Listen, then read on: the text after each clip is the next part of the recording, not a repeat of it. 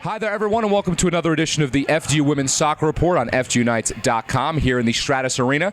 Jon Lauder, along with the head coach of the FDU Women's Soccer team, Eric Teepe. Coach, how are you? Doing good, John. Yourself? Doing fine. Another great week for you guys. 2 wins. We'll start with the first one, 4-3 in overtime against Hartford. An exciting game, an impressive game for you guys. What did you see in that win for your team against Hartford on the road? Well, I think the big thing was just showing that we're capable of coming back in games. I mean, we don't want to fall behind, but it's going to happen during the season, and the ability that we came back twice, not only from the 2-0, but then we fell down 3-2 with about 8 minutes left, and we found a way to tie back up and then win in overtime. So really, it's a big character builder. It's the type of win that I think when you have a big, successful season, you need to have a win like that every now and then. And what specifically does it say about your team that they can come back on the road twice to win a game? Well, I mean, it says that we can come over adversity. I mean, we had a lot of things going against us in the game. We had a couple of injuries before, so we had some players that weren't playing. They really came out running on us, so we had to change our formation because of the injuries. And we were able to adapt to the situation and then excel in it, and that always is great to see when your team can make adjustments on the fly and not have to worry about being a stoppage of play or something like that, and then succeed with it. And you guys come back to New Jersey, play local team NJIT, you win 1-0, another win for you guys. What did you see in that one against the Highlanders? Somewhat different.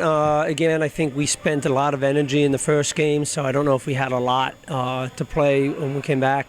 That being said, the first half, I think we outshot them 14 or 15 to nothing. Probably was a case of us not being clinical enough in front of the net. I think if we had found a way to get 2 or 3 up, I think we would have been able to coast through the rest of the game. Instead, our legs got a little bit heavy in the second half, and we allowed them to drift back into the game. Now, first 10 games, the team is 7-3. Obviously, it's maybe tough to think of where you expected the team to be, but how pleased have you been with what you've seen in the first 10 games? Oh, I think we're very happy with where we are. I mean, obviously, every time you come out with a win, it's better than losing, and 7-3 is not something to be upset or ashamed of, and I think it looks at where we want to go going forward in the conference, and if we can replicate 7-3 and 7-3 again, that means we're really probably playing for the final, which is what we want to do, and that's our goal.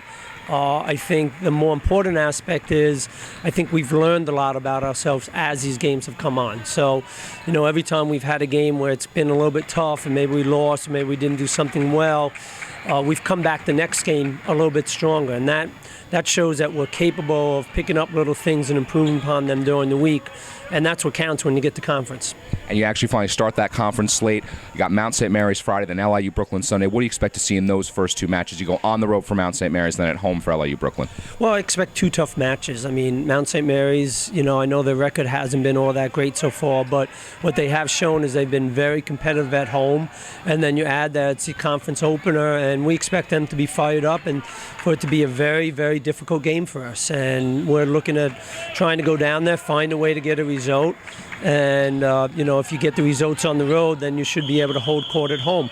LIU is obviously a team that knocked us out last year, and that's going to be the thing that we're going to want to try and get them back. So, again, another game where, you know, they're coming off of a bye, so, you know, we're going to have to find a way to fight through that game and find a way to win. Now, is the revenge factor really a big thing, or is it more just about getting the win? Well, I mean, I'm sure to the players it's right. About the revenge. For myself, obviously, I wasn't here last year for that game, but for me, it's all about getting the win. You know, I mean, at the end of the day, we want to be 2-0 starting the weekend. I think that's really important. You don't want to be fighting right from the start. You want to try and get from ahead and make teams chase you. So we want to come out and find a way to win 2 games this weekend, but we can't win 2 games without winning on Friday first. Coach, as always, thank you and good luck as you start NEC play. Thanks, appreciate it. And you'll be able to catch both these games on NEC Front Row, on the road at Mount St. Mary's, at home at LIU Brooklyn, 1 o'clock on Sunday for our broadcast. But the other game will be on NEC Front Row as well. And as always, FDUnites.com is your place for the most up-to-date and recent information on FDU women's soccer.